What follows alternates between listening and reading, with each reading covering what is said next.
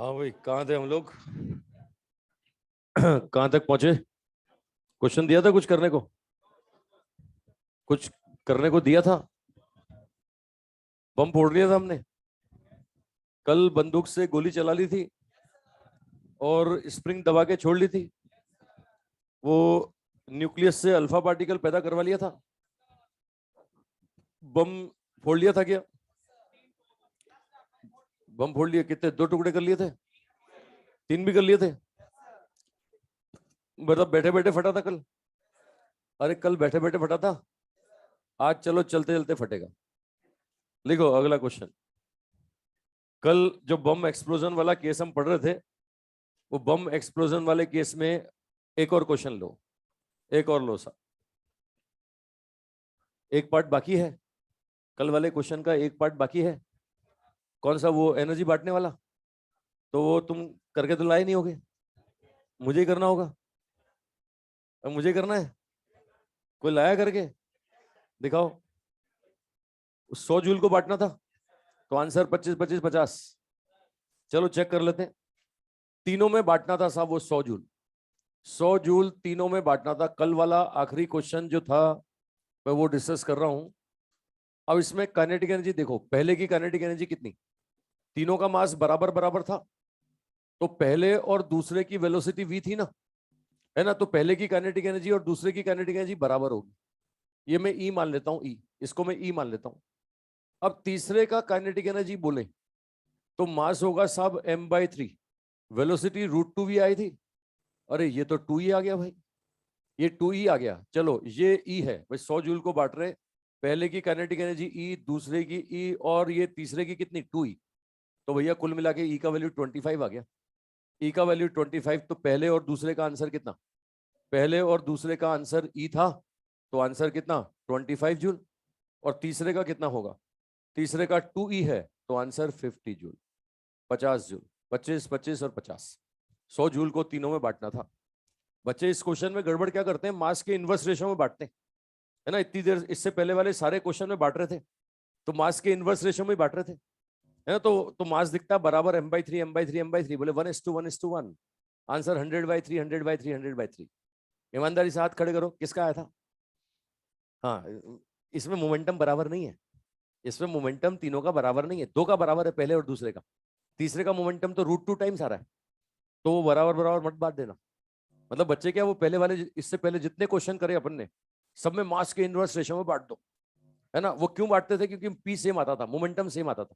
यहाँ momentum same नहीं है। यहाँ मोमेंटम सेम नहीं है। तो भैया देख लो कैसे बांटना है। बात पकड़ में आ गई ना सब? अरे समझ रहे हो? चलो और करते हैं क्वेश्चन लीनियर मोमेंटम कंजर्वेशन पर।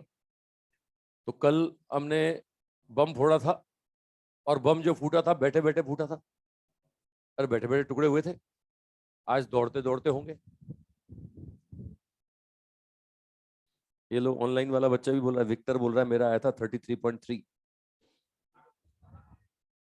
मैंने कहा ना, गलती ये करते हैं बच्चे की, इससे पहले वाले जितने क्वेश्चन हमने देखे, सब में मास के इनवर्स रेशो में बांटा हमने, और मास यहाँ बराबर है, तो 1:1:1 में बांट दिया।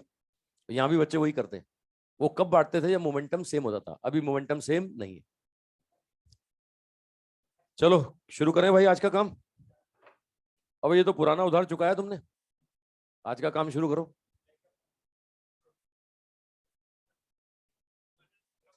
अच्छा, लेके प्रभु का नाम।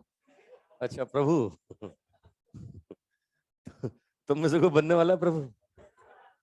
मुझे नहीं लगता। तुम मोह माया के चक्कर में तभी तो यहाँ बैठे हो। अगर तुम्हें वास्तव में ज्ञान प्राप्त हो गया होता तो यहाँ बैठे होते क्या? नहीं नहीं भाई, मुझे ज्ञान बहुत बाद में प्राप्त हुआ, जब तक बीवी बच्चे हो चुके थे। अब उनको छोड़ के नहीं भाग सकता।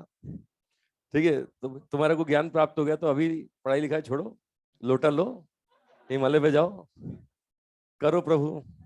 लोटा मैं दे दूंगा। वो लोटा ही नहीं है।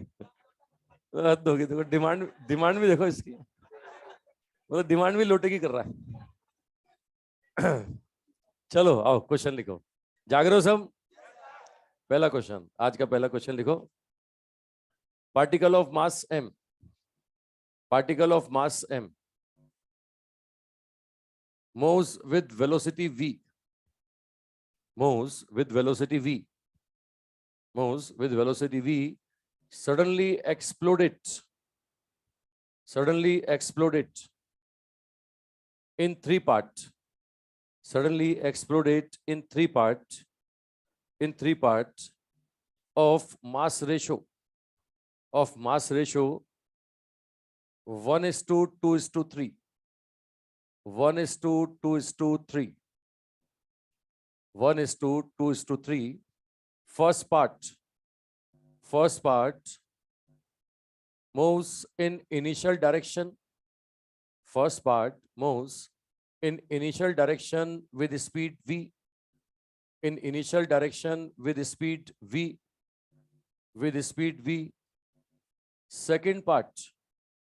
Second part moves perpendicular.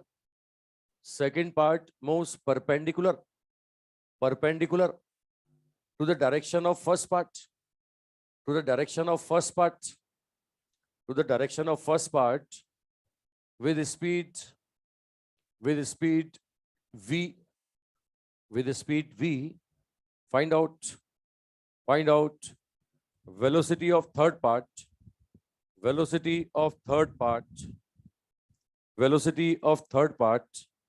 and its angle, from direction of first and second part, and its angle from direction of first and second part,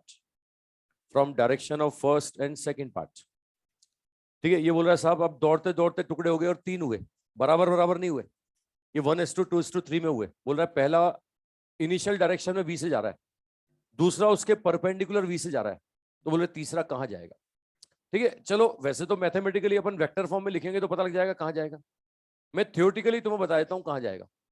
देखो पहले मोमेंटम 0 है क्या, पहले मोमेंटम mv है, किस में, x डायरेक्शन में कि y में, तो बाद में भी x में mv होना चाहिए। ये देखो इसका मास कितना आएगा, m1 कितना आएगा, m1 m/6 आएगा। अरे देखो ना रेशियो 1:2:3 है तो m/6 आएगा ना।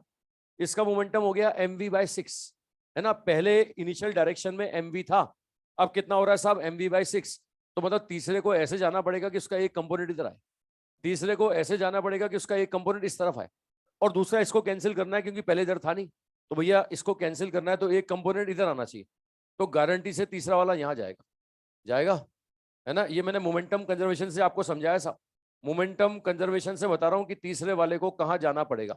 मैं दोबारा बोल रहा हूं, एक बार फिर सुन लो, अभी मैथमेटिकली प्रूफ करूंगा अपने आप आ जाएगा है ना। लेकिन कई बार क्वेश्चन ही ऐसे आता है, न्यूमेरिकल नहीं पूछता, 4 फोटो बना के दे देता, बोल रहा है कौन सा फोटो सही है ना, उसमें ये देखना होता है कि मोमेंटम कंजर्वेशन फॉलो हो रहा है कि नहीं हो रहा।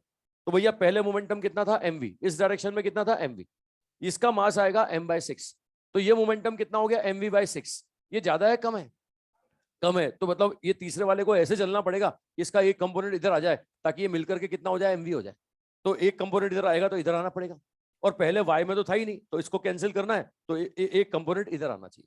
बात पकड़ में आ रही है साहब, चलो कोई बात नहीं, वेक्टर फॉर्म में निकालता हूं, वेक्टर फॉर्म में निकालता हूं।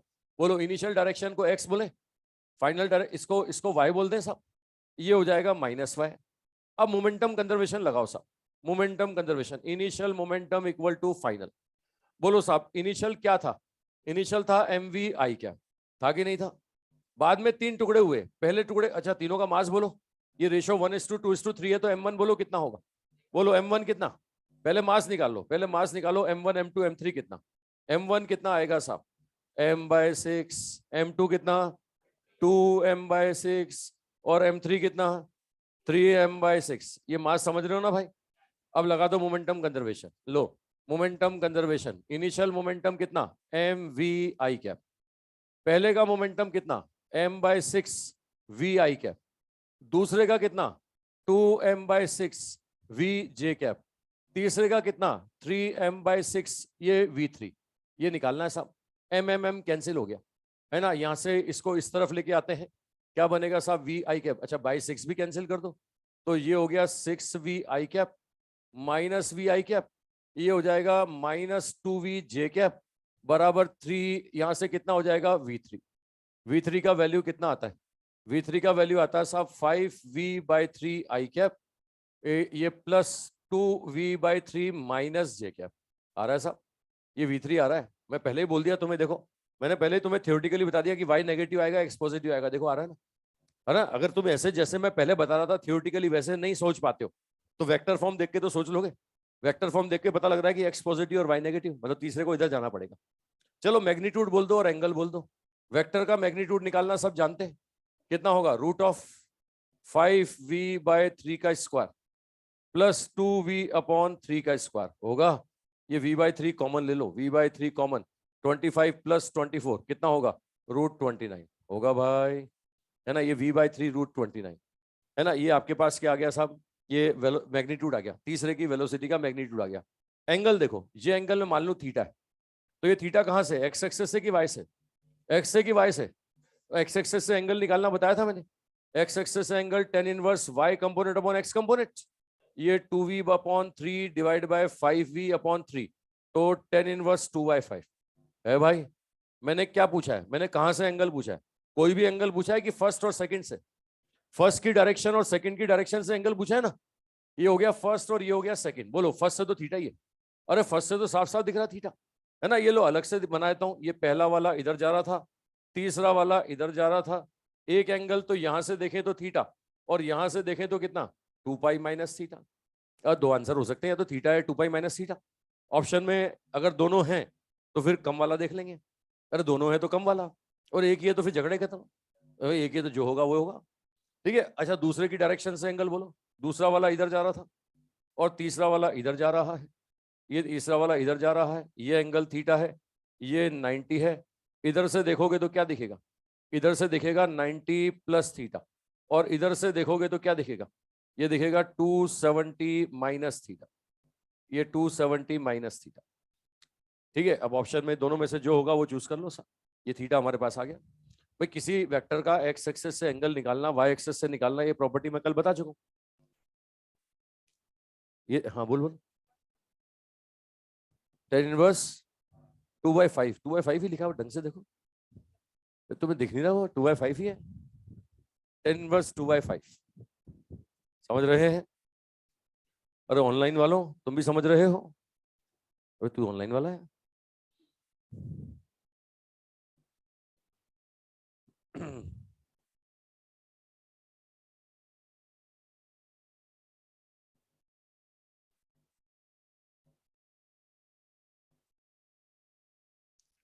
ठीक है, तो कुछ कुल मिला के बम के फटने में हमारा कोई हाथ नहीं है। अच्छा एनर्जी रिलीज बोला मैंने, नहीं मैंने इसमें बांटने को बोला क्या, बांटोगे और बांट लोगे, नहीं बांट पाएगा भाई। बांटने के लिए तो यार मतलब, समझ रहे हो, लड़कों के बैच में बोलो बांटने को तो खुशी खुशी बांटते हैं, उधार लेके बांटते हैं। बांटने के लिए तो मतलब दिल होना चाहिए।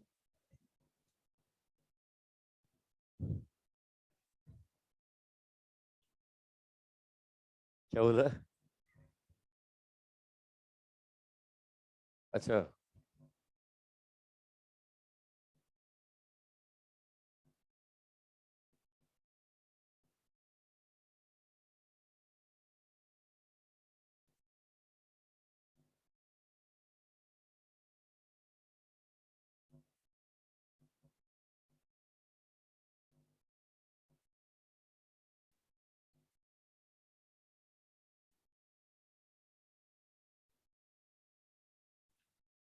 हाँ भाई, आ रहा है सबका, ऑनलाइन वालों समझ रहे हो। पर्दा लगा दे, पर्दा।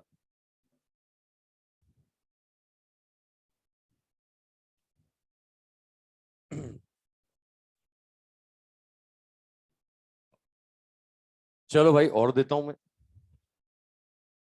ये अभी तक जो बम फटा वो स्ट्रेट लाइन में ही फटा, बैठा बैठा फटा, है ना। हवा हवा में भी तो फोड़ सकते हैं ना, तोप से गोला फेंकते हैं, हवा में फोड़ते हैं, प्रोजेक्टाइल मोशन। लिखो एक और, मिटा दूं इसे, मिटा दूं भाई, अरे मिटा दिया जाए। लिखो particle of mass m, particle of mass m, particle of mass m projected with speed v, projected with speed v projected with speed v at an angle theta from horizontal, at an angle theta from horizontal, at an angle theta from horizontal, at an angle theta from horizontal, at highest point of its path, at highest point of its path, highest point of its path, it suddenly exploded. It suddenly exploded into equal parts, into equal parts, into equal parts. First part, retrace. First part, retrace initial path.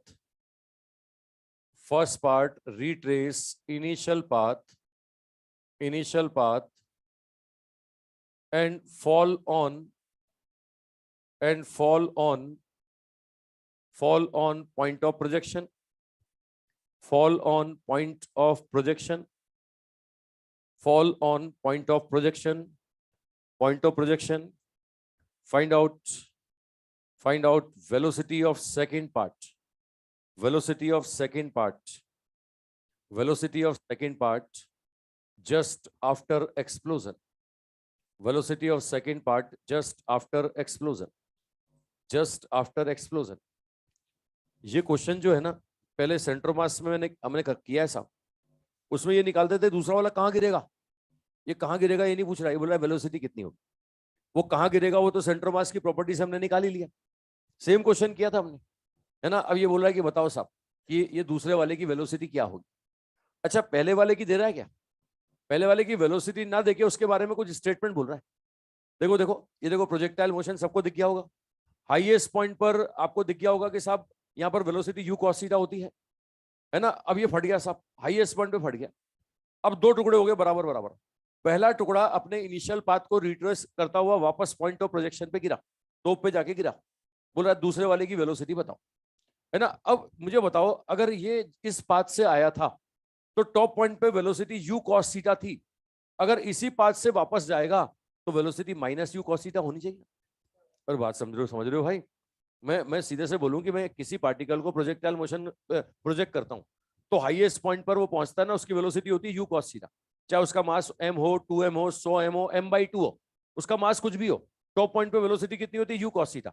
अब उसी path पर वापस लेके जाना है तो क्या कर दो, माइनस यू कॉस थीटा कर दो ना, है ना। उसका मास कुछ भी रहा हो, उसकी वेलोसिटी कितनी होगी, माइनस यू कॉस थीटा, तभी उस पाथ को फॉलो करता हुआ नीचे गिरेगा। मतलब पहले वाले की वेलोसिटी इशारों में इसने दे दी, कितनी होगी साहब, प्लस या माइनस, माइनस हो गया। अब बोला दूसरे वाले की बताओ, है ना। अब सबको पता है फटने में क्या तुम्हारा हाथ है क्या, मतलब बम के फटने में तुम्हारा कोई हाथ है क्या। तो भैया लीनियर मोमेंटम कंजर्वेशन कहां लगाओगे, बम फटने के जस्ट पहले और बम फटने के जस्ट बाद। ऐसे जिंदगी भर कंजर्वेशन नहीं लगता है ना। बच्चे इनिशियल और फाइनल का मतलब गलत ले लेते हैं, इनिशियल बोले यहाँ, फाइनल बोले वहां है। बम फटने के पहले और बम फटने के बाद, है ना। बताओ बम कहां फटा, टॉप पॉइंट पे फटा ना, तो मोमेंटम कंजर्वेशन कहां लगाओगे, टॉप पॉइंट पे लगाओगे। अब टॉप पॉइंट पे बोलता हूं तो पहले मोमेंटम कितना, ये हॉरिजॉन्टल डायरेक्शन को एक्स मान ले तो बोलोगे M U cos theta I cap, है ना। ये पहले का मास m/2, इसकी वेलोसिटी क्या होगी, minus you cos theta I cap होगा। और दूसरे का यही तो निकालना है, ये m/2 v2 तो निकालना है। देखो यहां से m कैंसिल हो जाएगा, ये इसको इधर ले जाओ साहब, ये v2 का वैल्यू सॉल्व करोगे तो आंसर कितना आएगा, ये 3u cos थीटा क्या आई क्या, अरे आएगा भाई। तो मैग्नीट्यूड आ गया साहब 3u cos थीटा, दूसरे की वेलोसिटी का मैग्नीट्यूड आ गया 3u cos थीटा। और डायरेक्शन क्या है साहब, डायरेक्शन साहब हॉरिजॉन्टल x प्लस एक्स, अब दिख रहा ना प्लस एक्स, ठीक है। कहाँ गिरता है ये तक निकाल चुके हैं अपन तो, है ना। ये कितनी दूर गिरेगा याद है, यही यही डाटा दिया था मैंने, 2r पे गिरता था, 2r पे याद है। वो कहाँ गिरेगा वो निकालते हैं सेंटर ऑफ मास से, और वेलोसिटी की बात करनी है तो कहाँ जाते हैं, लीनियर मोमेंटम कंजर्वेशन।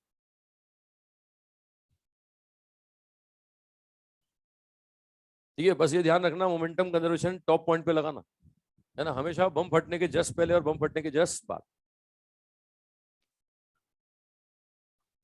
बहुत बढ़िया, बहुत सुंदर, ये विक्टर तो हर क्वेश्चन का आंसर देता भाई। दो तीन बच्चे और हैं जो देते हैं, ऑनलाइन वालों की बात कर रहा हूँ। और भी नाम है लेकिन बोल नहीं सकता हूँ।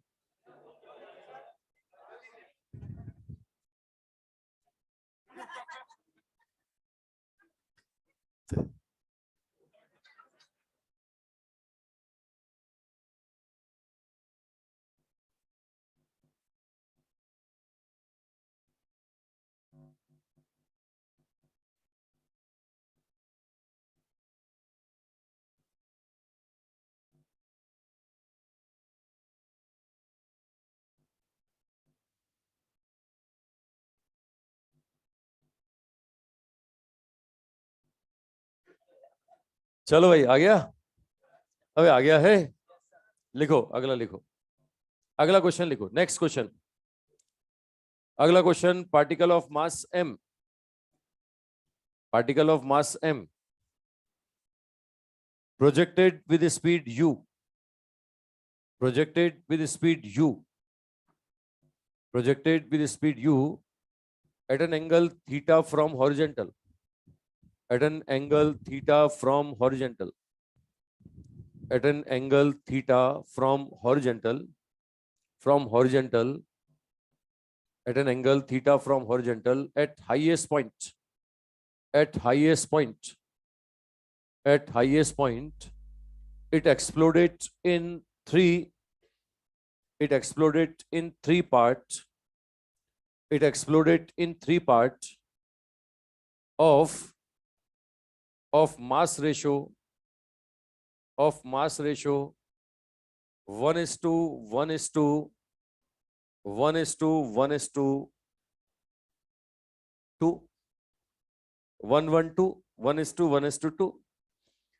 First part, first part moving upward, first part moving upward, moving upward with speed v, with speed v. Second part moving downward, moving downward with speed v, with speed v. Find out, find out velocity of third part, velocity of third part just after explosion, velocity of third part just after explosion. ठीक है, मास का ratio दे रहा है साहब 1:1:2, 1:1:2, ये m1 m2 और m3, ये ratio दे रहा है 1:1:2। बोलो पहला कितना होगा, पहले का मास, पहले का मास m/4, दूसरे का भी m/4, तीसरे का कितना होगा, तीसरे का 2m/4 मतलब m/2 होगा, होगा भाई। ये पहले का मास, दूसरे का मास, तीसरे का मास निकाल दिया हमने। अब मोमेंटम कंजर्वेशन कहाँ लगाओगे, टॉप पॉइंट पे। टॉप पॉइंट पे तो बम फटने के पहले कितना था, mu cos थीटा, कौन से डायरेक्शन में, हॉरिजॉन्टल, ये आई कैप। बम फटने के बाद पहला टुकड़ा ऊपर गया, ऊपर है ना, इसका मास m1, m1 कितना है साहब, m/4, ये ऊपर जा रहा है तो क्या लिखूंगा, vj कैप। दूसरे टुकड़े का मास भी m/4 है लेकिन ये नीचे जा रहा है तो क्या लिखूंगा, -j कैप। तीसरे टुकड़े का मास m/2 है, इसका वेलोसिटी आपसे पूछ रहा है। ठीक है, वो देखो जे कैप कैंसिल हो गया, अरे कैंसिल हो गया है ना, ये m से m कैंसिल, तो v3 बराबर कितना आ गया, v3 बराबर 2u cos theta I cap आएगा भाई। मतलब तीसरा वाले का मैग्नीट्यूड होगा 2u cos थीटा और डायरेक्शन क्या होगी, हॉरिजॉन्टल होगी। बम फटने के जस्ट बाद डायरेक्शन क्या होगी, हॉरिजॉन्टल। समझ पा रहे हैं भाई, कोई समझ रहे हैं भाई, तो बहुत सिंपल मोमेंटम कंजर्वेशन, बस कहाँ लगाना है ध्यान रखना, हमेशा बम फटने के जस्ट पहले और बम फटने के जस्ट बाद। ये लो और बच्चे भी आंसर देने लगे भाई, बहुत सुंदर बहुत सुंदर, 4-5 बच्चों के आंसर आए।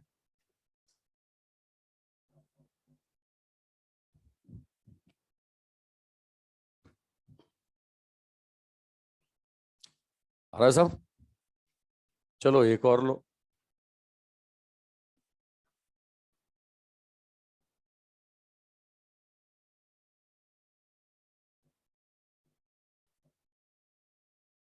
लिखो एक क्वेश्चन और लिखो, आगे सबका लिखो अगला क्वेश्चन। लिखो पार्टिकल ऑफ मास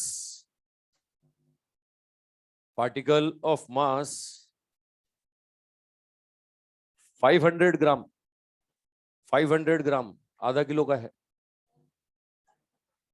अबे इसमें हंसना क्या, 500 ग्राम मतलब आधा किलो ही तो हुआ ना।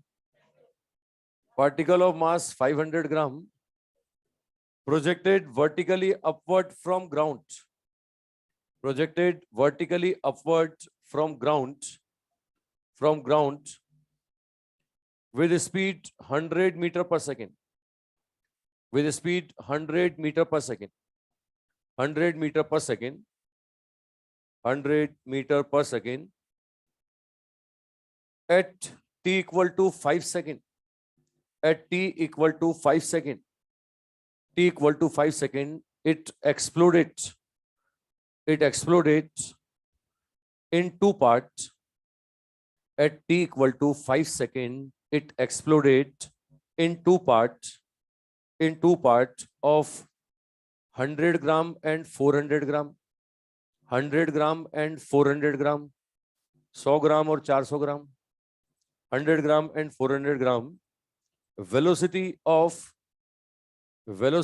of heavy part, velocity of heavy part at that instant, velocity of heavy part at that instant, at that instant, at that instant 25 meter per second, 25 meter per second in downward direction, in downward direction, 25 meter per second in downward direction.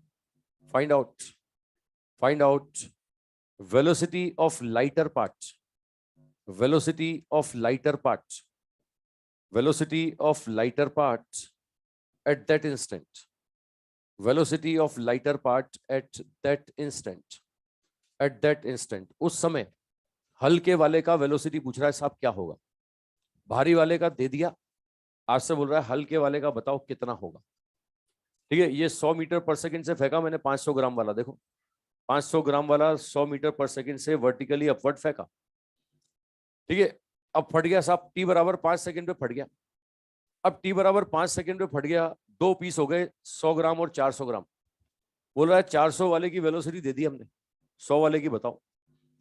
सबको पता है momentum conservation लगेगा, लगेगा कहां पे लगेगा, कहां लगेगा, टी इक्वल टू 5 सेकंड पर, है ना। ये मत लगाना ना बॉटम और वहां पर, है ना, टी इक्वल टू 5 पे लगाना।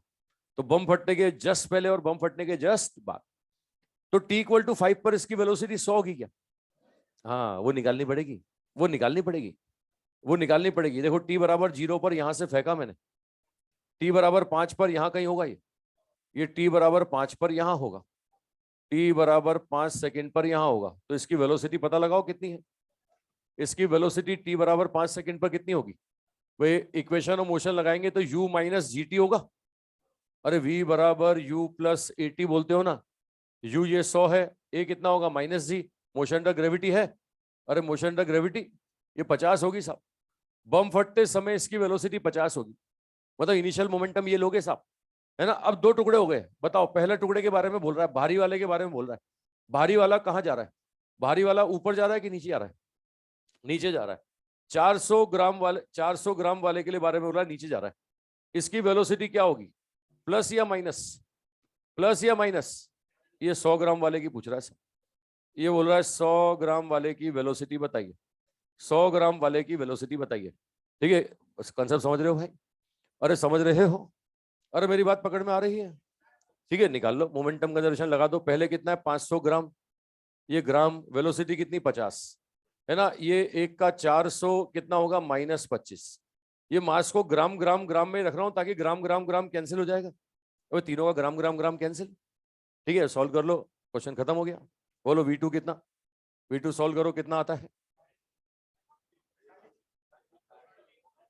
350, ऊपर की नीचे, प्लस आ रहा है मतलब ऊपर जाएगा। बम फटने के बाद में ये 350 ऊपर की तरफ। क्वेश्चन समझे भाई, कर लोगे, अब हो जाएगा। भाई तीनों का ग्राम किलोग्राम में लिखता है तो ये किलोग्राम किलोग्राम किलोग्राम वो कैंसिल हो जाता ना, तो इसलिए मैंने ग्राम में रख दिया। ठीक है, तो आंसर 350। अच्छा क्या बोले, अपवर्ड की डाउनवर्ड, अपवर्ड। चलो भाई, बम बहुत फोड़ लिया यार। और भी केस है, और भी केस यहां पर है।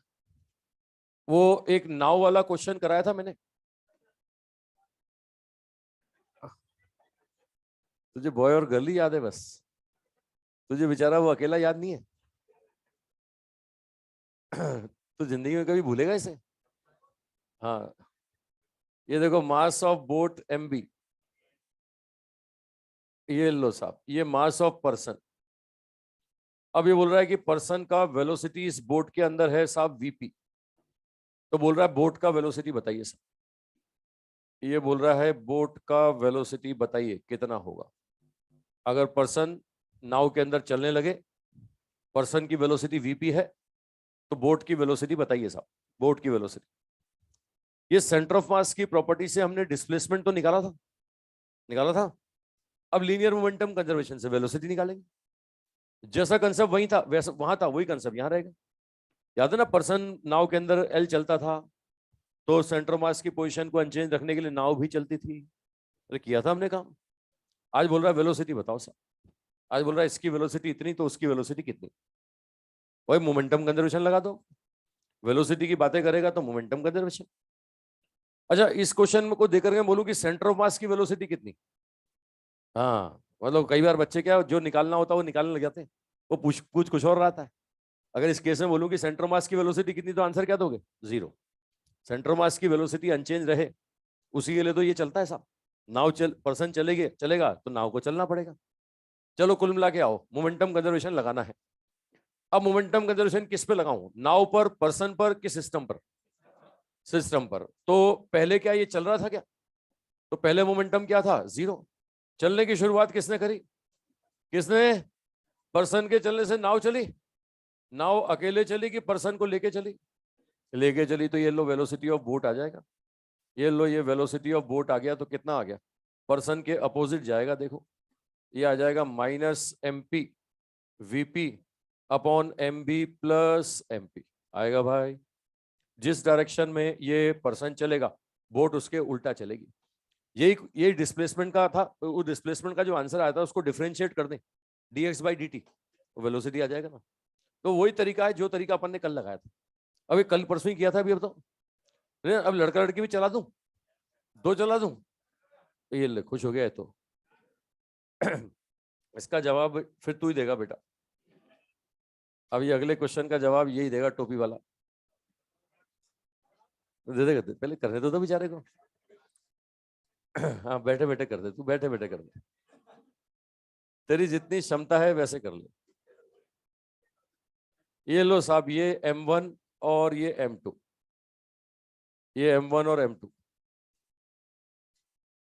ठीक है। इसमें बोलता है कि साहब M1 चला V1 से, M1 कितने से? V1 से। M2 को भी चला दूं? लो, इसको भी चला दिया V2 से, अपोजिट चला दिया। तो बोल रहा है बोट का वेलोसिटी बताइए सर, ये बोल रहा है वेलोसिटी ऑफ बोट बताइए, बोट का वेलोसिटी बताइए with respect to ground, ground के रेस्पेक्ट में बोट का वेलोसिटी। ठीक है, ये M1 भी चला, M2 भी चला, तो अब बोल रहा है बोट का वेलोसिटी बताइए, बोट का वेलोसिटी बताइए।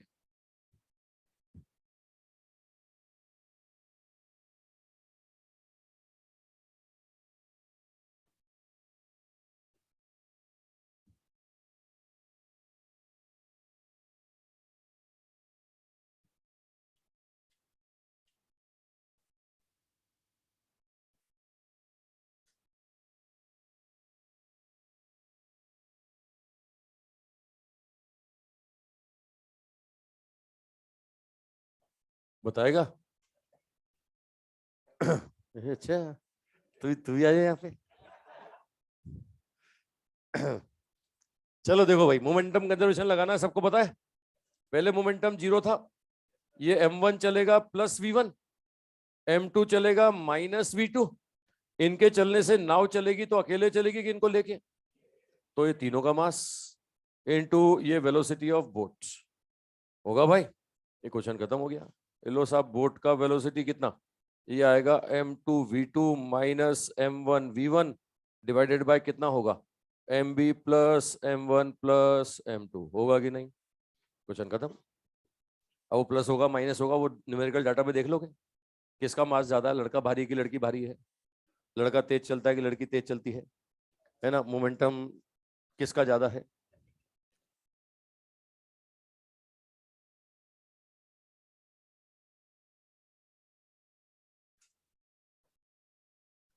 ये लो एक और क्वेश्चन देखो।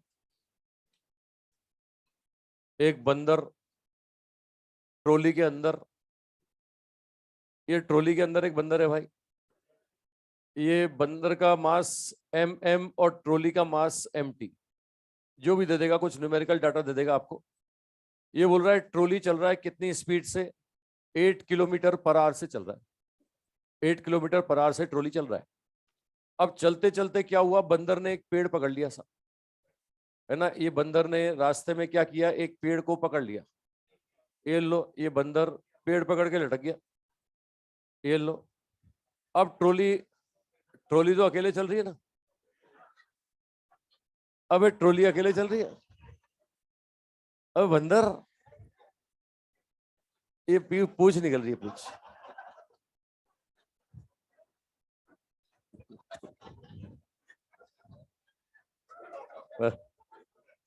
ये बोल रहा है ट्रॉली का वेलोसिटी बताइए, बोल रहा है ट्रॉली का फाइनल वेलोसिटी बताइए कितना होगा।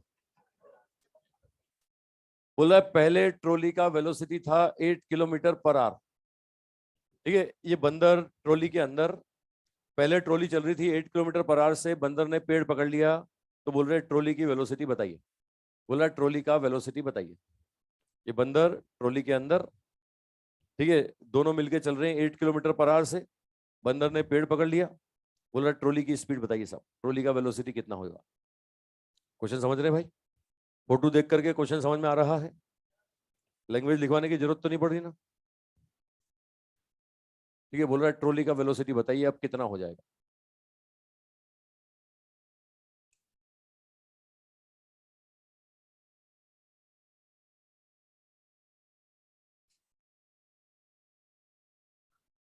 न्यूक्लियस से अल्फा पार्टिकल निकाल लिया था कल, वो न्यूक्लियस के टुकड़े करके साइज का रेशियो निकाल लिया था। चलो मतलब लगभग सारे क्वेश्चन हो गए लीनियर मोमेंटम कंजर्वेशन की। अब इसका सबसे बड़ा एग्जांपल आता है कोलूजन, वो कोलूजन पढ़ेंगे। हाँ हाँ टक्कर, बोलो साहब इसका आंसर बोलो। ठीक है, ध्यान से सुनो और समझो।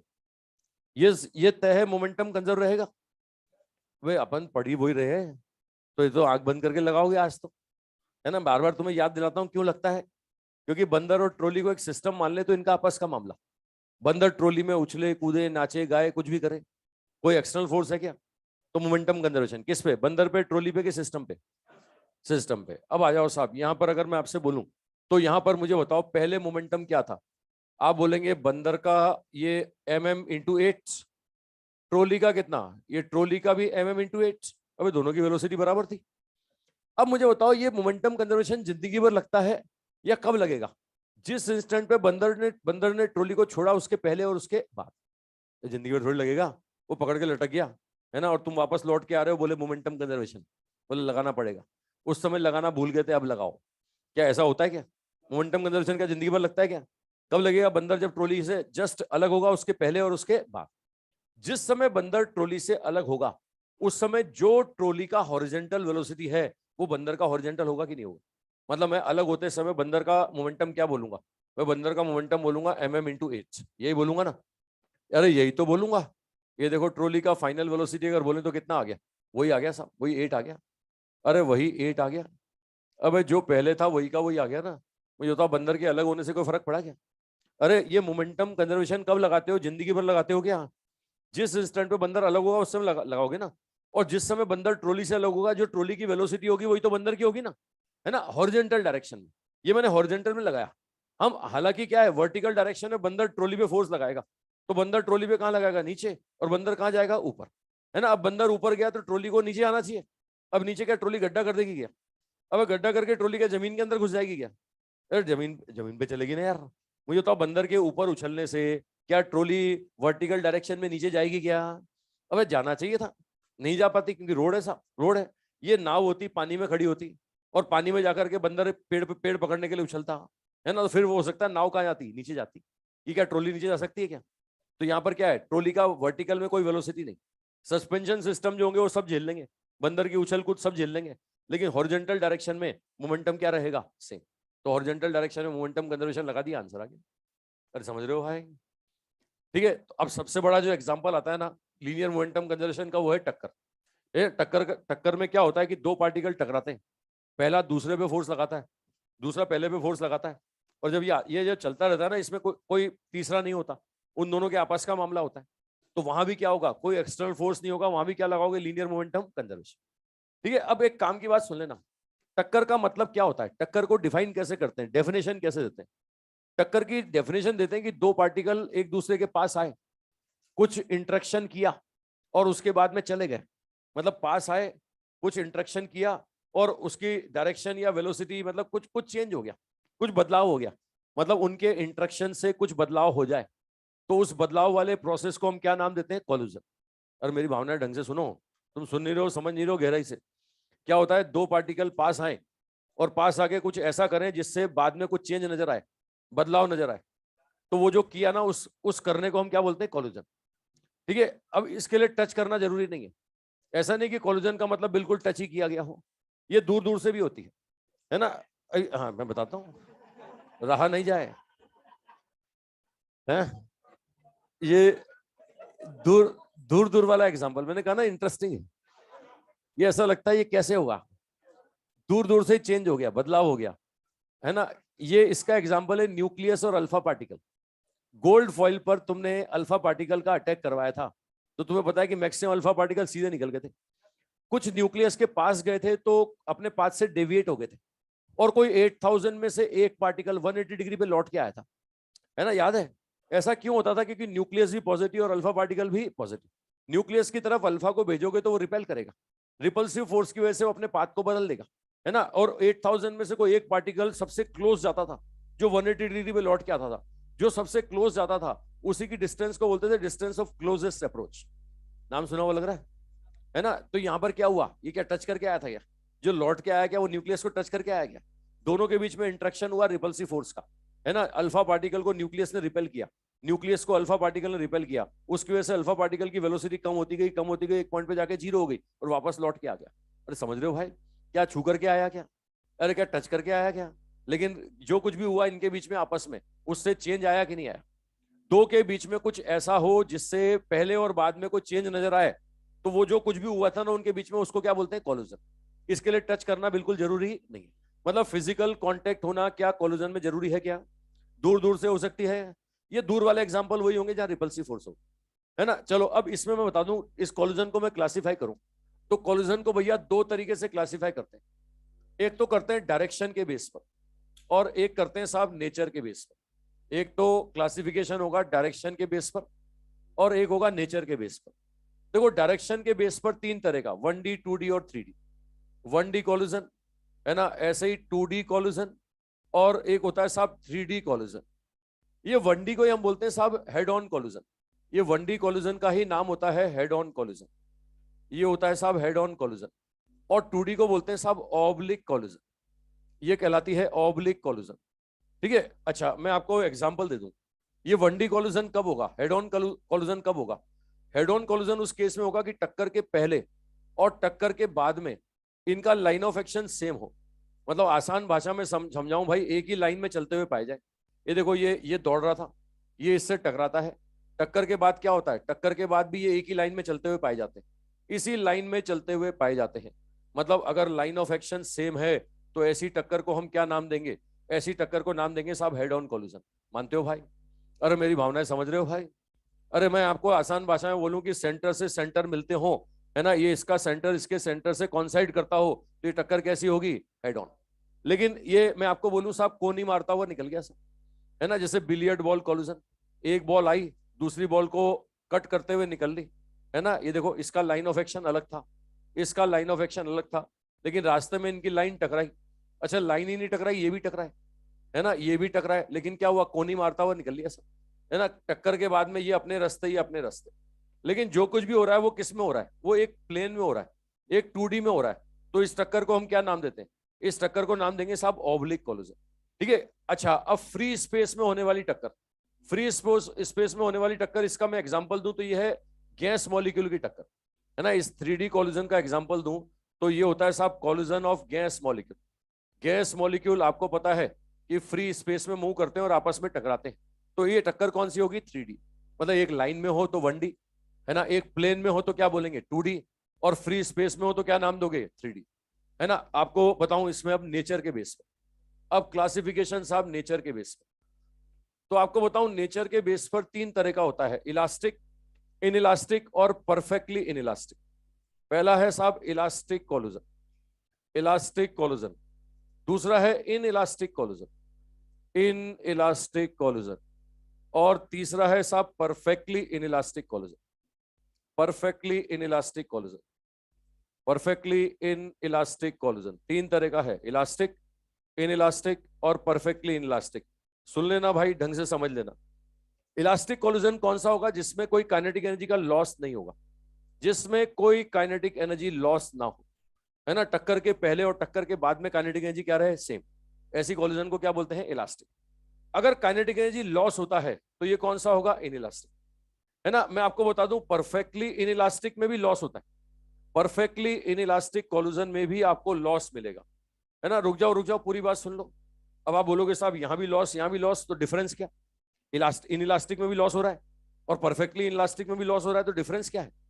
डिफरेंस में बताऊं, टक्कर करें, टक्कर करके चिपक जाए, जुड़ जाए और साथ साथ चलने लगे, मतलब टक्कर भारी पड़ जाए, जन्म जन्म का बंधन हो जाए, समझ रहे हो, हमेशा हमेशा के लिए जुड़ गए, जिंदगी भर एक साथ रहना पड़ेगा, चलना पड़ेगा, तो उसको बोलते हैं परफेक्टली इलास्टिक। और टक्कर की और अपने अपने रास्ते अलग अलग, मतलब टक्कर के बाद उनकी वेलोसिटी अलग अलग हो, टक्कर किया, लॉस किया, लेकिन लॉस करने के बाद अपने अपने रास्ते चल दिए, तो इसको बोलते हैं इनइलास्टिक। और लॉस करके जुड़ गए, चिपक गए, साथ चलने लगे, तो उसको क्या बोलते हैं? Perfectly inelastic. अब डिफरेंस समझ में आ रहा है? इनइलास्टिक में भी लॉस होता है, परफेक्टली इनइलास्टिक में भी लॉस होता है, लेकिन परफेक्टली इलास्टिक में जुड़ जाते हैं, साथ चलते हैं, वेलोसिटी कॉमन हो जाती है। लेकिन इनइलास्टिक में क्या होता है? लॉस करते हैं लेकिन टक्कर के बाद अलग अलग, है ना। ये मैं बोलूं वेलोसिटी आफ्टर कॉल्यूजन डिफरेंट है, velocity after collusion, velocity after collusion different, कुछ अलग मिलेगा, तो इसको बोलेंगे इनइलास्टिक। लेकिन यहां मैं बोलूंगा वेलोसिटी आफ्टर कॉल्यूजन क्या होगा? सेम होगा। ये होगा वेलोसिटी आफ्टर कॉल्यूजन सेम, टक्कर के बाद में जुड़ गए, चिपक गए, साथ चलने लगे, ठीक है। मतलब इलास्टिक कौन सा? जिसमें कोई लॉस ना हो, इन इलास्टिक में भी लॉस होगा, परफेक्टली इलास्टिक में भी लॉस होगा। एक और टर्म डिफाइन करते हैं, स्मॉल ई, रेस्टिट्यूशन कोफिशिएंट। आपको बताऊं साहब, इलास्टिक कोलिजन में रेस्टिट्यूशन कोफिशिएंट होता है E = 1। ये जो इन इलास्टिक होती है ना, इसमें होता है बिटवीन 0 to 1, है ना, इसमें 0 से 1 के बीच में होता है। ये रेस्टिट्यूशन कोफिशिएंट का वैल्यू 0 से 1। और जो परफेक्टली इलास्टिक है ना, इसमें ई बराबर क्या होता है? 0। ये ई क्या है? ई है साहब रेस्टिट्यूशन कोफिशिएंट, ये होता है रेस्टिट्यूशन कोफिशिएंट, ई है रेस्टिट्यूशन कोफिशिएंट। ये क्या होता है मैं भी बताता हूं, पहले तुम ये नोट कर लो। पहले ये बोर्ड भर गया साहब, पहले तुम ये नोट करो, फिर बताऊंगा रेस्टिट्यूशन कोफिशिएंट क्या है। ठीक है भैया, एक लाइन में हो, अगर एक लाइन में हो तो इसको बोलते हैं हेड ऑन। एक प्लेन में हो तो इसको बोलते हैं 2D collision, oblique collision, glancing collision या बिलियर्ड बॉल कॉल्यूजन। और फ्री स्पेस में हो तो 3D कॉल्यूजन। अब इसमें बताऊं, ये हम 1D और 2D हमारे सिलेबस में, 3D सिलेबस में नहीं है। बस एग्जांपल बता रहा हूँ, गैस मॉलिक्यूल की टक्कर 3D, डिटेल में हम पढ़ते हैं 1D और 2D। मतलब हेड ऑन और ऑब्लिक पढ़ोगे तुम। अच्छा, हेड ऑन में भी वो तीनों variety, head on elastic, head on in elastic, head on perfectly elastic, और ऑब्लिक में भी वो तीनों।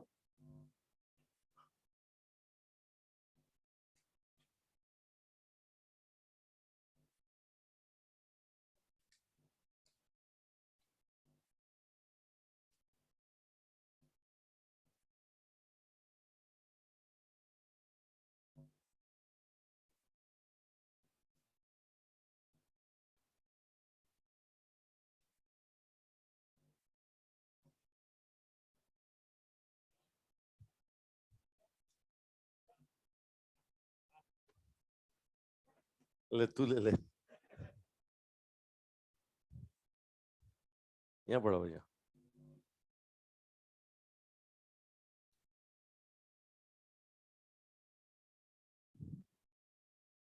हाँ भाई, ये इधर ऑनलाइन वालों का कुछ क्वेश्चन है, देखें।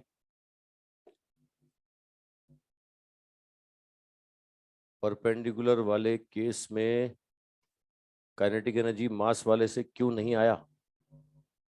कौन सा वाला पूछ रहा है बेटा तू इतनी देर बाद?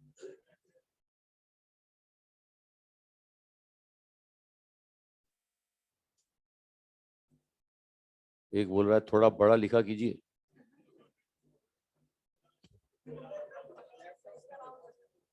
तू तेरा स्क्रीन बड़ा कर, मोबाइल में नहीं दिखेगा तुझे, आंखें और खराब हो जाएंगी मोबाइल में।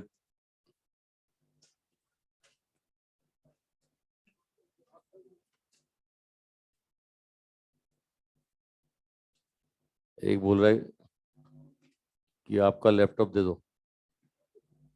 रहने दे भाई, मैंने कुछ भी नहीं बोला।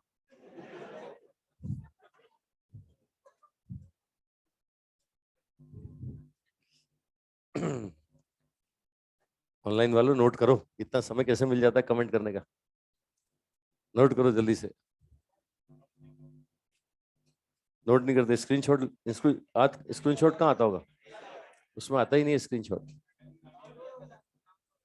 डाउनलोड डाउनलोड हो जाता है।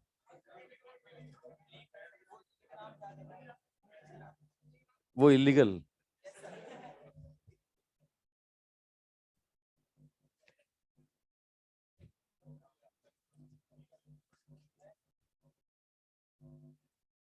बना लिया साहब?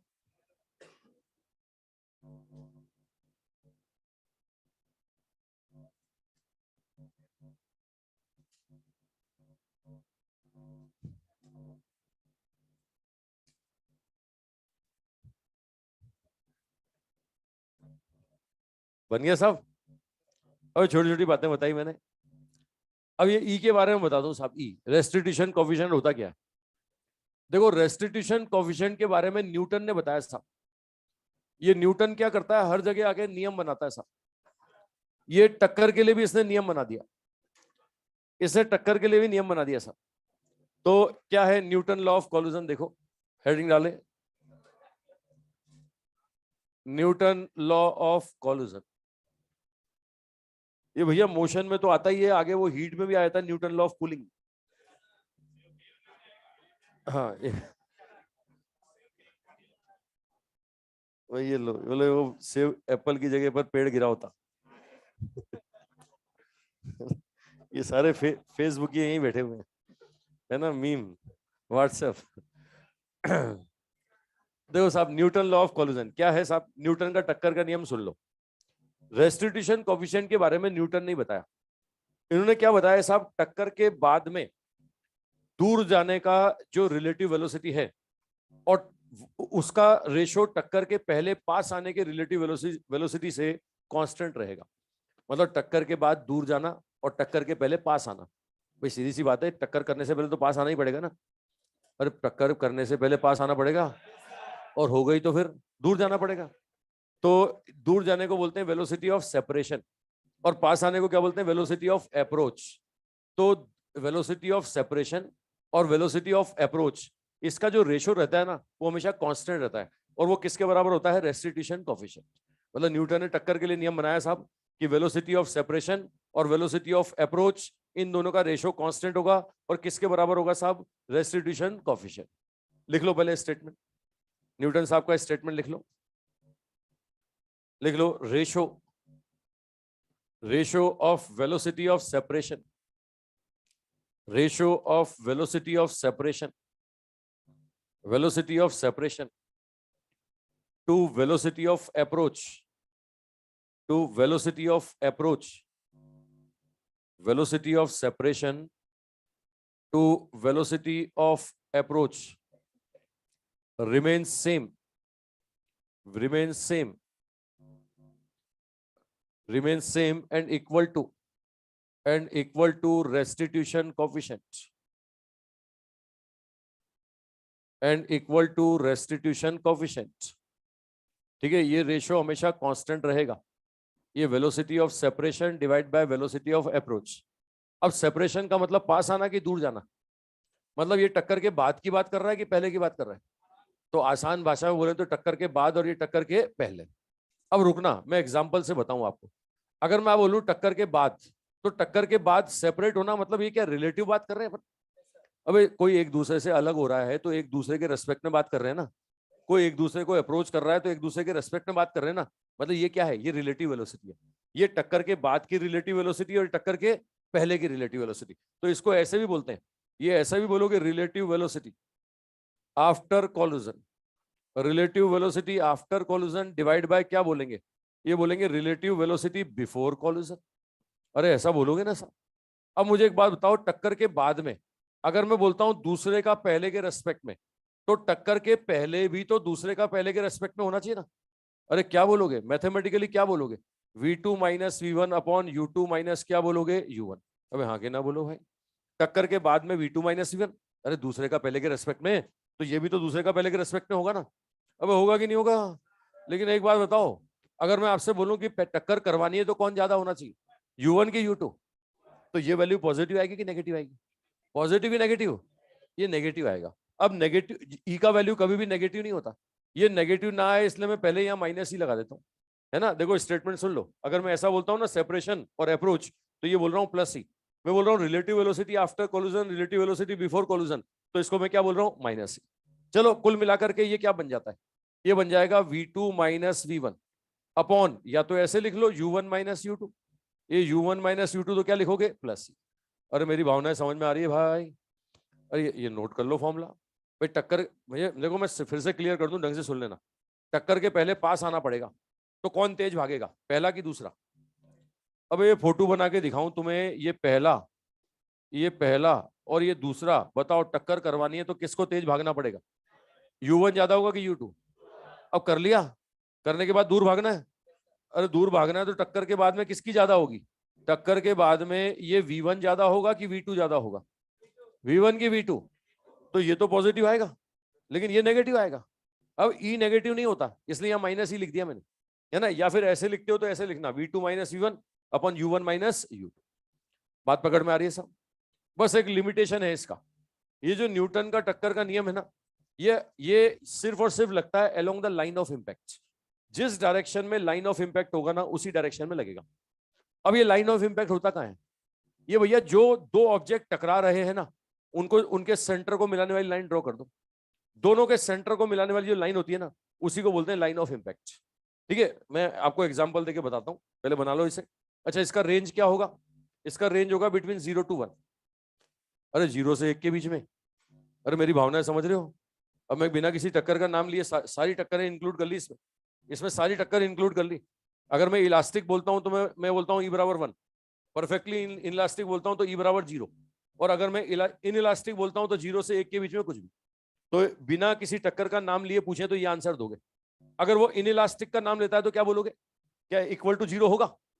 नहीं होगा। अगर इन इलास्टिक बोलता है तो फिर आंसर बोलोगे 0 से 1 के बीच में, not equal to 0, not equal to 1।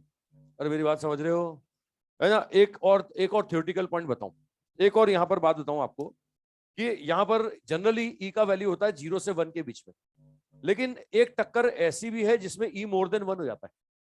E more than 1 कब होगा, जब टक्कर के बाद में वेलोसिटी टक्कर के पहले वाली वेलोसिटी से क्या हो जाए, ज्यादा। अगर ये वेलोसिटी इस वेलोसिटी से ज्यादा हो गई तो रेशो मोर देन 1 आएगा कि नहीं आएगा? ऐसा कब होगा? ऐसा होता है फिजन रिएक्शन। फिजन रिएक्शन जानते हो ना, न्यूट्रॉन का अटैक करवाते हैं हैवी न्यूक्लियस पर, हैवी न्यूक्लियस टूटता है और न्यूट्रॉन पैदा होते हैं, और जो पैदा होते हैं उनकी वेलोसिटी जो आया था पैदा करवाने वाला उसके मुकाबले ज्यादा होती है।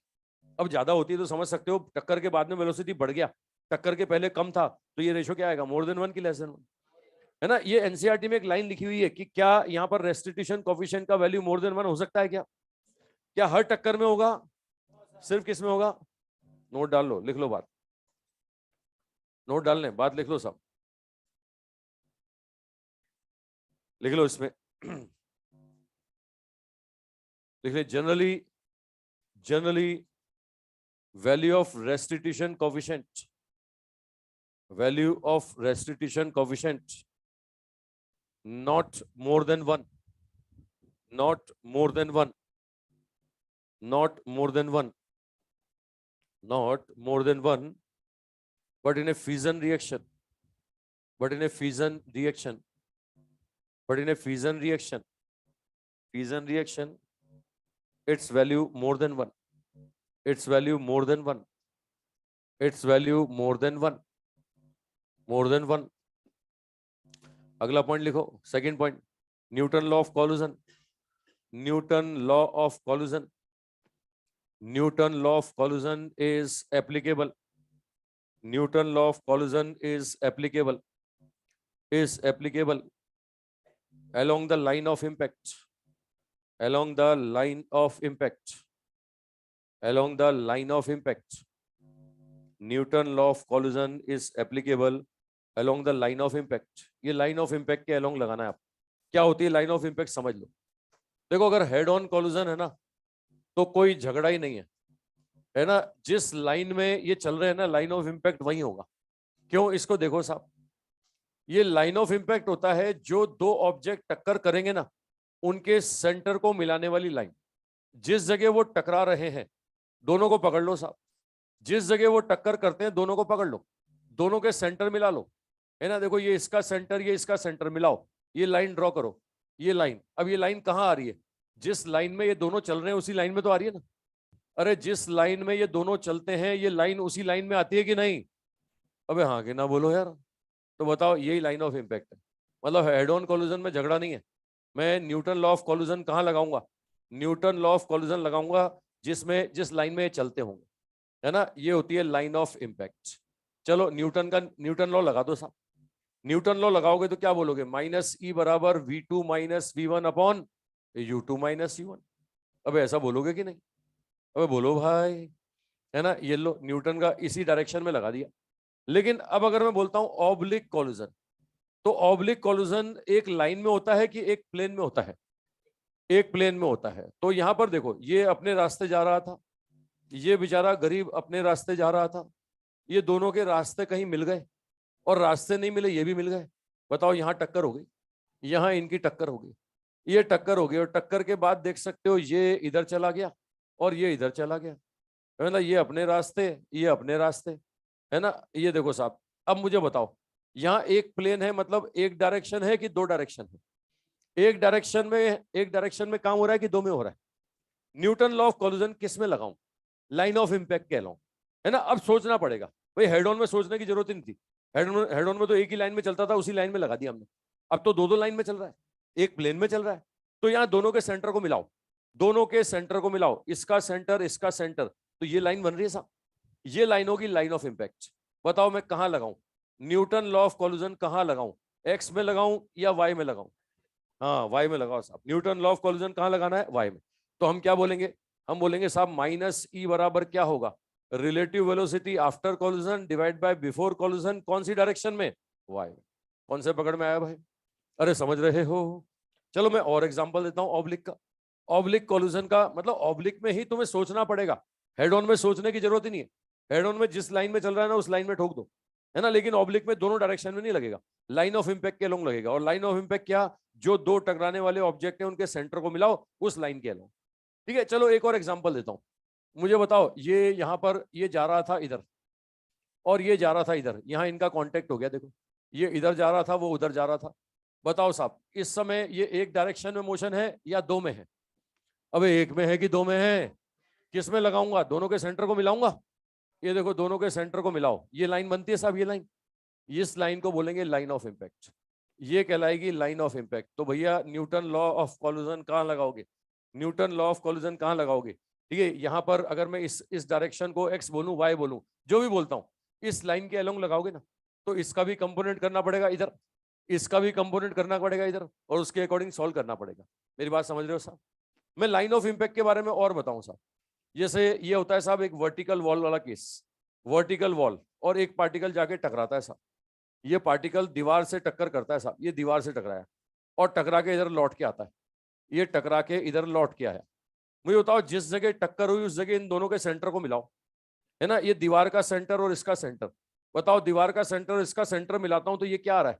ये हॉरिजॉन्टल आ रहा है कि वर्टिकल आ रहा है? अरे हॉरिजॉन्टल की वर्टिकल. हाँ तो ये होगा लाइन ऑफ इम्पैक्ट. ये कहलाएगा लाइन ऑफ इम्पैक्ट. ये लाइन ऑफ इम्पैक्ट होगा. और अगर मैं आपसे बोलता हूं कि नहीं ऐसा नहीं, ऐसा केस है, ये हॉरिजॉन्टल सरफेस है और पार्टिकल कुछ ऐसे आता है, ये पार्टिकल ऐसे आता है और टकरा के ऐसे जाता है, ये टकरा करके ऐसे जाता है। बताओ साहब, बताओ, यहां पर कांटेक्ट हो रहा है, इस जगह कांटेक्ट हो रहा है, इस जगह कांटेक्ट हो रहा है, तो इसको और सेंटर को मिलाओ, इसको और सेंटर को मिलाओ, तो ये लाइन बनेगी ना। अरे बनेगी लाइन। इस लाइन को बोलेंगे लाइन ऑफ इम्पैक्ट। ये लाइन कहलाएगी लाइन ऑफ इम्पैक्ट। मेरी भावनाएं समझ में आ रही है भाई? अरे कॉन्सेप्ट समझ में आ रहा है? बना लो इसे। ये लाइन होगी लाइन ऑफ इम्पैक्ट। मतलब न्यूटन लॉ ऑफ कॉलिजन हमेशा लगाना है लाइन ऑफ इम्पैक्ट के अलावा। और आपको सोचना पड़ेगा 2D कॉलिजन। 1D में सोचने की जरूरत नहीं है। 1D में जिस लाइन में मोशन है ना, न्यूटन लॉ ऑफ कॉलिजन उसी लाइन में लगेगा। 2D में दोनों में नहीं लगेगा, एक में लगेगा। और वो एक कौन सा होगा? दोनों के सेंटर को पकड़ के मिलाओ, दोनों के सेंटर को पकड़ के मिलाने वाली लाइन को बोलते हैं लाइन ऑफ इम्पैक्ट। उस लाइन के अलावा, है ना। अब जितने एग्जाम्पल बनते हैं सारे फोटो मैंने बना दिए। अब आगे जब ऑब्लिक कोलिजन पढ़ेंगे तो मैं लगा लगा के दिखाऊंगा, तुम वहीं पे लगा लगा के दिखाऊंगा। ठीक है, तो ये रेस्टिट्यूशन कोएफिशिएंट समझ गए भाई? अरे ई क्या होता है समझ गए? अब हमें बेसिकली टक्करों के बारे में पढ़ना है। तो आज मैं स्टार्ट करूंगा हेड ऑन कोलिजन से। हेड ऑन कोलिजन से आज मामला शुरू करेंगे। अब हेड ऑन में 3 तरह के पढ़ते हैं, elastic, in elastic, perfectly elastic. Head on में 3 पढ़ते हैं, elastic, in elastic, perfectly elastic. ऐसे ऑब्लिक में भी 3 पढ़ते हैं। तो पहले हेड ऑन पढ़ेंगे, फिर ऑब्लिक पढ़ेंगे।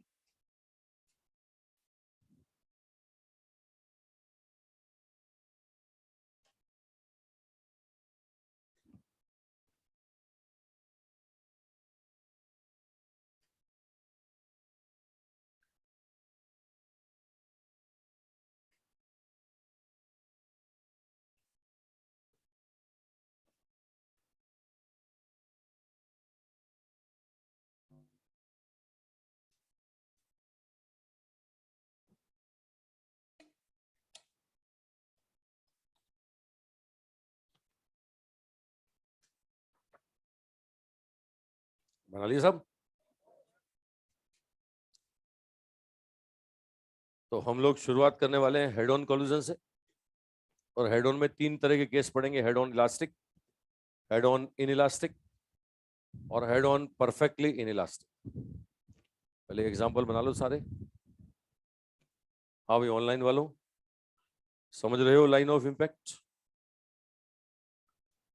दोनों टकराने वाले ऑब्जेक्ट के सेंटर को मिला दो, सेंटर से सेंटर को मिलाने वाली लाइन, लाइन ऑफ इम्पैक्ट।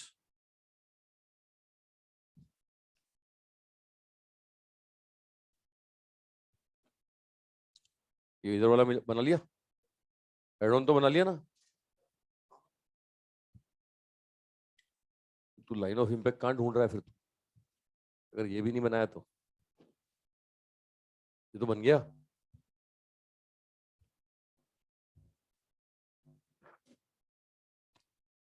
तो हम लोग पहले पढ़ने जा रहे हैं head on collision.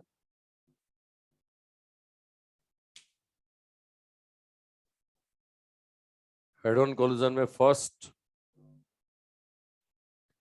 Head on elastic collision, head on elastic collision.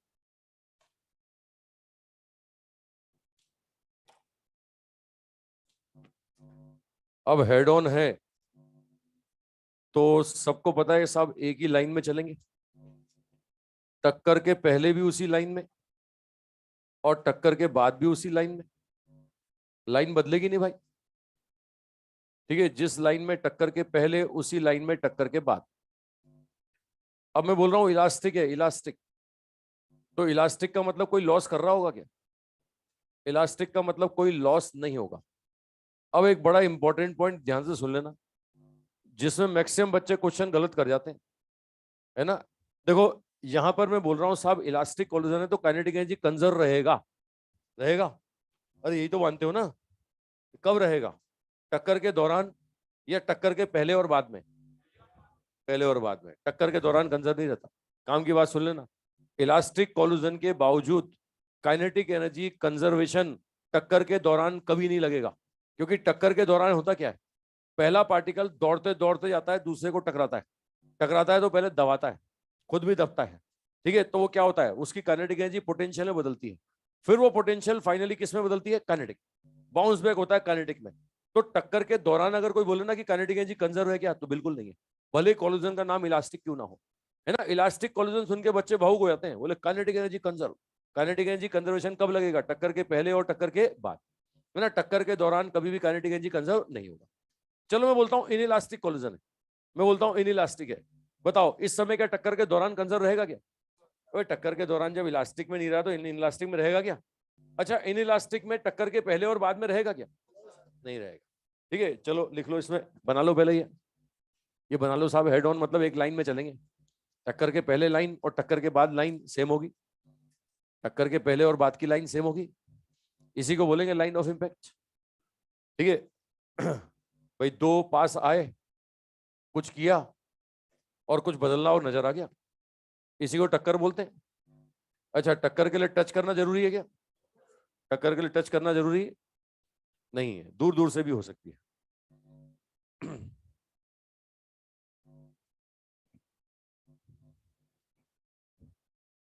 तो नोट डालो, पहला पॉइंट लिखो यहां, बना लिया?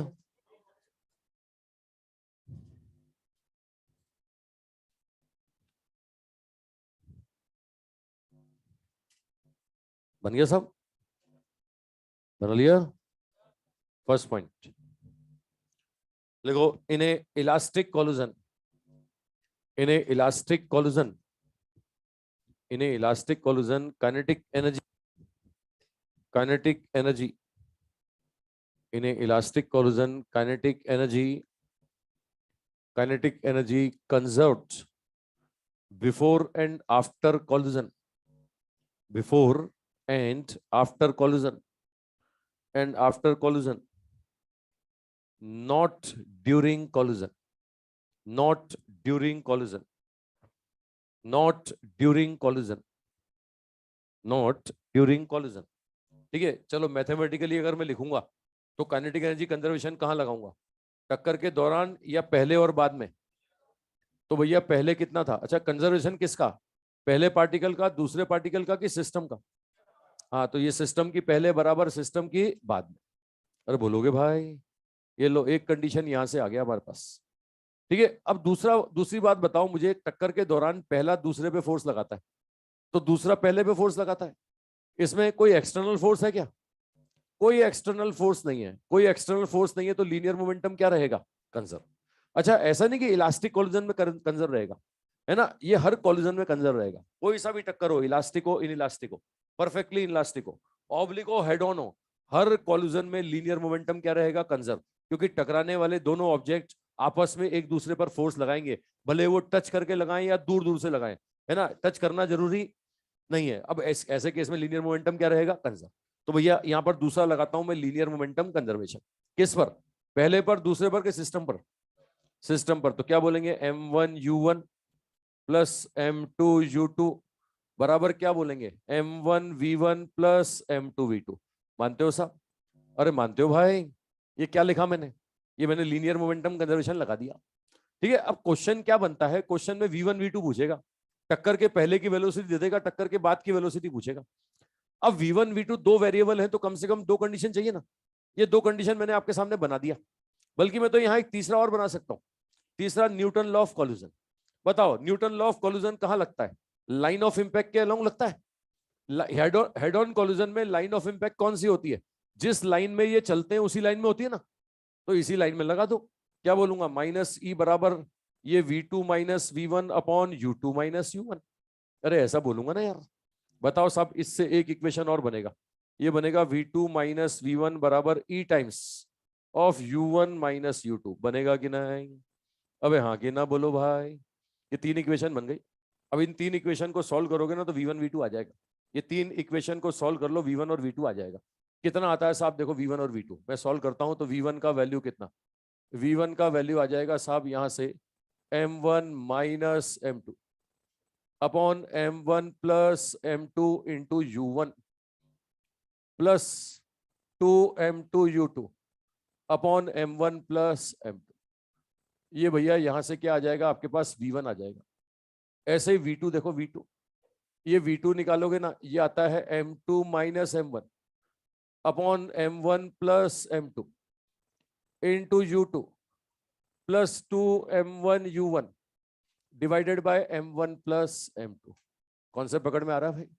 ये मैं बता रहा हूँ, ये तरीका भी बता रहा हूँ आपको कि ये भैया 3 कंडीशन होती है, इनमें से कोई भी 2 इक्वेशन पकड़ लो, कोई भी 2 इक्वेशन पकड़ के सॉल्व कर लो, V1 V2 आ जाएगा, है ना। मैं तुम्हें सलाह दे रहा हूँ यहाँ पर, मुफ्त की सलाह दे रहा हूँ, V1 V2 के फॉर्मूले याद कर लेना, काम तुम्हारा जल्दी हो जाएगा, आसानी से हो जाएगा।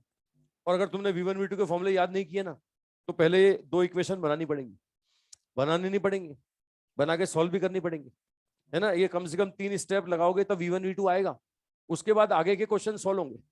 आगे कई बार बोलेगा एनर्जी ट्रांसफर कितना हुआ बताओ, है ना, एनर्जी का रिमेनिंग पार्ट बताओ, कितना लॉस हो गया। अब वो आगे एनर्जी निकालने जाते हैं ना, तो V1 V2 की जरूरत पड़ती है। और V1 V2 के फॉर्मूले तुमने याद नहीं किए, तो पहले तो तुम ऐसे इक्वेशन बना बना के V1 V2 निकालोगे, फिर आगे जाके क्वेश्चन सॉल्व करोगे, वो बहुत लंबा हो जाता है ना। सलाह ये है कि भैया V1 V2 याद कर लो, जल्दी आंसर आ जाएंगे। और मैं जब भी हेड ऑन कोलिजन के क्वेश्चन करूंगा ना, मेरे को तो फॉर्मूले याद है, मैं यही लगाऊंगा, मैं यही लगाऊंगा, ठीक है। तो भैया फॉर्मूला याद रखना बहुत आसान है। वैसे देख लो, ये V1 में M1 माइनस M2 आ रहा है, V2 में क्या आ रहा है, M2 माइनस M1। अरे आप इजीली याद कर लोगे, ठीक है। इसमें कुछ स्टैंडर्ड कंडीशंस में आपको बताता हूँ सर, कुछ स्टैंडर्ड कंडीशन। अब स्टैंडर्ड कंडीशंस क्या है साहब, आपको बोलता है मास बराबर है ना। इसमें स्टैंडर्ड केस बोल रहा हूँ, केस फर्स्ट। आपको बोलते हैं टक्कर करने वाले ऑब्जेक्ट के मास बराबर है, M1 बराबर M2, मास बराबर। रख के देखो इसमें मास बराबर, अगर M1 बराबर M2 रखता हूं तो ये टर्म 0 हुआ कि नहीं हुआ, और ये टर्म भी 0 हो गया। इधर देखो M1 बराबर M2 रखूंगा तो ये 2m, ये 2m कैंसिल हो जाएगा, ये 2m कैंसिल हो जाएगा। तो आंसर क्या आता है, ये आता है साहब V1 बराबर कितना U2, और V2 बराबर कितना आता है, V2 बराबर U1 आता है कि नहीं आता। गौर से देखो, जो पहले का था वो दूसरे का, और जो दूसरे का था वो, अबे ये तो वेलोसिटी एक्सचेंज हो गया, ये हो गया वेलोसिटी एक्सचेंज। बोलो कब होता है वेलोसिटी एक्सचेंज, कब होता है, मास सेम हो, टक्कर हेड ऑन इलास्टिक हो, है ना। ध्यान से सुन लेना, मास सेम हो, टक्कर हेड ऑन इलास्टिक हो। इवन ऑब्लिक इलास्टिक में भी नहीं होगा, ऑब्लिक इलास्टिक में भी वेलोसिटी एक्सचेंज नहीं होगा। ये वेलोसिटी एक्सचेंज सिर्फ किस में हो रहा है, हेड ऑन इलास्टिक। अच्छा मैं एग्जांपल देके बताता हूं आपको, सिंपल मैं एग्जांपल देता हूं।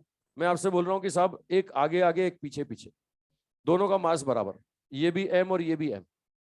मैं आपसे बोल रहा हूं इसका है 6 मीटर पर सेकेंड और इसका है 10 मीटर पर सेकेंड। ये लो दो है साहब, पहला और दूसरा, ये 6 मीटर पर सेकेंड, ये 10 मीटर पर सेकेंड। बताओ टक्कर होगी। अब टक्कर के बाद क्या होगा साहब, टक्कर के बाद में वेलोसिटी एक्सचेंज होगा कि नहीं होगा, अरे होगा कि नहीं। जो पहले का था वो दूसरे का, और जो दूसरे का था वो, बोलो पहले का कितना हो जाएगा, पहले का कितना 6, और दूसरे का कितना, दूसरे का हो जाएगा 10। ये 10 से भागेगा और ये कितने से भागेगा, 6 से। कंसेप्ट पकड़ रहे हो भाई, स्टैंडर्ड प्रॉपर्टी बता रहा हूं, कई क्वेश्चन डायरेक्ट तुम सॉल्व कर दोगे, ठीक है। एक और बताओ साहब, चलो मैं बोलता हूँ ये दोनों एक दूसरे की तरफ आ रहे होते, ये दोनों अपोजिट आ रहे होते एक दूसरे की तरफ, है ना। ये जा रहा है साहब 10 मीटर पर सेकेंड से, और ये इसकी तरफ आ रहा है 6 मीटर पर सेकेंड से, ये 6 मीटर पर सेकेंड से। बोलो साहब, ये 6 से ये 10 से टक्कर हुई, टक्कर के बाद क्या होगा, टक्कर के बाद बोलो साहब क्या होगा, अरे क्या होगा, बोलो बोलो। पहला वाला कितने से, -6, -6 वेलोसिटी एक्सचेंज बोला मैंने, है ना। इस मैग्नीट्यूड नहीं बोला मैंने, स्पीड एक्सचेंज नहीं बोला, डायरेक्शन तक पलट जाएगा। मतलब इसका डायरेक्शन क्या हो जाएगा, इसका डायरेक्शन हो जाएगा उल्टा, ये चलेगा -6 से, और ये कितने से चलेगा, और ये चलेगा कितने से, +10 से। अबे हाँ कि ना बोलो, अबे कुछ बोलो, ठीक है। ये 10, ये -6, तो ये -6 और ये कितना होगा 10, है ना। मैं और एग्जांपल देता हूं, मैं हेड ऑन कोलिजन के और एग्जांपल देता हूं। मास बराबर, कई बार इससे स्टैंडर्ड क्वेश्चंस पूछे गए हैं, तो जितनी बातें पूछी जाती है मैं सब एग्जांपल में दे रहा हूं तुम्हें। ये बोल रहा है साहब मास बराबर, ये कुछ ऐसा केस। अब यहां पर बोल रहा है कि 3-3 बैठे हुए, ये 3 बैठे हुए हैं साहब, और एक दौड़ता हुआ आता है। ये देखो एक दौड़ता हुआ आया, ये चारों के मास बराबर हैं, ये भी m, ये भी m, ये भी m। ये u स्पीड से दौड़ता हुआ आ रहा है, ये a, ये b, ये c और ये d। बोलो होगा क्या, क्या होगा, जल्दी बोलो। टक्कर के बाद कौन चलेंगे, चारों चलेंगे या एक ही चलेगा, कौन सा वाला, ए बी से टकराता है, ए रुकेगा बी चलेगा, हाथों हाथ बी सी से टकराएगा, बी रुकेगा सी चलेगा, हाथों हाथ सी डी से टकराएगा, सी रुकेगा और डी चलेगा। लास्ट में कौन चलता हुआ पाया जाएगा, only D. A B C रुके हुए मिलेंगे, ए बी और सी आपको रुके हुए मिलेंगे, और अंत में कौन चलता हुआ मिलेगा, अंत में डी चलता हुआ मिलेगा भाई। अरे मिलेगा भाई, है ना। ये लो, ये ए, ये बी, ये सी और ये डी, ये इसकी वेलोसिटी कितनी आ जाएगी, वी आ जाएगी, आ जाएगी भाई। ये इसकी वेलोसिटी वी, मतलब ये वी से भाग रहा था ना, तो लास्ट में डी वाला वी से भागता हुआ मिलेगा। चलो एक और बताओ, मैं बोलता हूं कि नहीं ये दो चल रहे थे और दो बैठे हुए थे, ये लो ये दो भागते हुआ है और दो बैठे हुए हैं साहब, ये एम ये एम ये एम ये एम, ये दोनों यू से चल रहे हैं और ये दोनों रेस्ट पर हैं, ये दोनों रेस्ट पर हैं, वही ए बी सी डी। बोलो साहब क्या होगा? टक्कर होगी। टक्कर के बाद क्या होगा? चारों चलेंगे, कोई एक चलेगा या दो चलेंगे? दो ही दो चलेंगे भाई, मास बराबर, ये 2m ये भी 2m, ये भी 2m ये भी 2m। तो टक्कर के बाद क्या होगा? वो 2m रुक जाएगा और ये 2m चल जाएगा। तो होगा क्या? ए और बी बैठे हुए मिलेंगे, सी और डी भागते हुए मिलेंगे। ए और बी बैठे हुए मिलेंगे, सी और डी भागते हुए मिलेंगे। ये ए और बी तो किस पे आ जाएगा? रेस्ट पर। ये v1 बराबर 0 और इन दोनों की वेलोसिटी कितनी हो जाएगी? u। ये समझ पा रहे हो भाई? इलास्टिक हेड ऑन कोलिजन, बराबर मास के पार्टिकल टकराएंगे, वेलोसिटी एक्सचेंज होगा। ठीक है, एक क्वेश्चन और आया हुआ है साहब एग्जाम में। ये तुमने बच्चों का खिलौना देखा हो साहब? ये बच्चों का खिलौना, बोलते बोला नहीं देखा मैंने तो। ये ऐसा ऐसे धागा होता है और उससे इक्वल मास के पार्टिकल लटके होते हैं, ये ऐसा देखा आपने? ये टच करके पड़े होते हैं साहब, ऐसे टच करके। वो अभी मैं वो पिक्चर देख रहा था कि वो सीरियस मैन, उसमें एक वो बच्चा था, वो बच्चा, वो उसके पास ऐसा खिलौना था। अब तुमने एसएचएम पढ़ लिया ना? एसएचएम पढ़ लिया, उसमें एनसीईआरटी में एक ऐसा फोटो बना हुआ है। ठीक है, मतलब तुम्हारा बचपन तो मुझे लगता है कहीं और गया है ना, खिलौने तुमने देखे ही नहीं, तुमने अलग ही तरह के खिलौने देखे। तुमने तो गुल्ली डंडा, कंचा, यही सब पत्ते खेलने तुमने तो, है ना? है ना? या कोई दूसरे गेम खेलने तुमने। ये ऐसा केस, ऐसा खिलौना तुमने देखा हो तो, ये यहाँ पर क्या होता है, मेटल की बॉल्स होती हैं और इक्वल लेंथ के रस्सी से बंधी होती हैं, टच करके ऊपर से एक को छोड़ते हैं।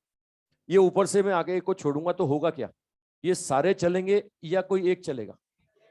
एक चलेगा। कौन सा वाला? सबसे पहला वाला, आखिरी वाला, है ना? ये ए, ये बी, ये सी, ये डी, ये ई, अंत में क्या होगा? ए बी सी डी रुके हुए मिलेंगे और लास्ट में कौन चलता हुआ मिलेगा? ई। कितनी हाइट तक जाएगा? हाँ, इलास्टिक कोलिजन है, कोई लॉस नहीं हुआ तो कितनी हाइट तक? एच। ये इस तरह का खिलौना नहीं देखा तुमने? अब ये खिलौना नहीं देखा तुमने? कौन सी दुनिया के प्राणी हो? अबे मतलब गरीब क्या है, एक मानसिकता है, मेंटलिटी है। अच्छा, अब मैं तो क्या बचपन से नवाबों के खानदान से था, है ना? अबे आंखें खोलो, दुनिया में बहुत कुछ है, उस देखने के लिए, सीखने के लिए पैसा नहीं चाहिए होता है ना? देखने के लिए, सीखने के लिए दिमाग खुला होना चाहिए, नजरें होनी चाहिए, सोच होनी चाहिए। ये तुम्हारी एनसीईआरटी की किताब में फोटो है ऐसा? मतलब क्या पढ़ने में भी गरीब हो तुम? हैं, पढ़ाई लिखाई में भी गरीब हो? कैसी कैसी बातें करते हो?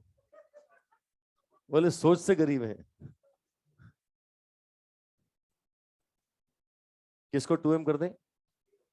ए को 2m कर दें? फॉर्मूला लगा ले फिर तो। अभी मैं किसकी बात कर रहा हूं? ये सारी बातें मैं किसकी कर रहा हूं? किसकी कर रहा हूं? किसकी कर रहा हूं? हाँ, अगर तू दूसरा लेना चाहता है तो अभी आएगा, उसका नंबर भी आएगा। अच्छा, ये 2m, ये 2m, ये रेस पर ये दौड़ रहा है, तो टक्कर के बाद क्या होगा? ये रेस पे आ जाएगा और ये दौड़ेगा।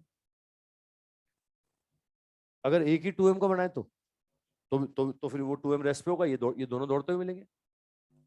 ये पहला वाला रेस पे होगा, दोनों दौड़ते हुए मिलेंगे। हाँ, एक ही तो है। अलग अलग माने तो अलग अलग चल रहे हैं क्या? दोनों यू से चल रहे हैं ना, तो साथ ही तो चल रहे हैं। अगर तू अलग अलग वेलोसिटी से चलाता है तो फिर कहानी कुछ और होगी। तू इसको यू से चलाता है, इसको u/2 से चलाता है, तो फिर कुछ और कहानी होगी, कहानी कुछ और होगी। फिर जो पहले ठोकेगा, पहले उसको इफेक्ट देखेंगे, फिर पीछे से एक और आ रहा होगा, अबे कहानी अलग होगी यार। अबे समझ रहे हो? एक और एग्जांपल दे ही दूं, चलो घर से करके लाना, एक होमवर्क में दे रहा हूं, एक होमवर्क में दे रहा हूं। ये साहब एक सर्कुलर पाथ में दो पार्टिकल एक ही जगह से चलना शुरू करते हैं, दोनों का मास सेम, इसकी वेलोसिटी v, इसकी 2v, m और m दोनों का मास सेम है भाई, है ना। सर्कुलर पाथ में चलते हैं, अपोजिट डायरेक्शन में चलते हैं। बोले कि यहां तक पहुंचने में कितनी टक्करें करेंगे, इनिशियल पॉइंट तक पहुंचने में कितनी टक्करें, 3 इनिशियल पॉइंट तक पहुंचने में, इनिशियल पॉइंट तक पहुंचने से पहले 2 करेंगे, यहां तक पहुंचने में 3 हो जाएंगी, तीसरी वहां भी तो होगी ना वापस। चलो एक क्वेश्चन लिख लो, डाटा बदल दूं, डाटा बोले ये रटा हुआ है। चलो मिलते हैं, चलो कल, कल मिलते हैं, कल करेंगे, कल हेड ऑन कोलिजन पर और करेंगे। आज तो m बराबर दिया मैंने, m बराबर ना हो भाई, ठोकने वाले का मास है ना वो ज्यादा नहीं बहुत ज्यादा हो। चलो कल ही समझते हैं, है बेटा। हाँ ये टच होने जरूरी है भाई, ये टच होके रखते हैं, अगर टच होके नहीं रखेंगे तो मतलब कुछ ना कुछ गड़बड़ हो जाएगी रास्ते में।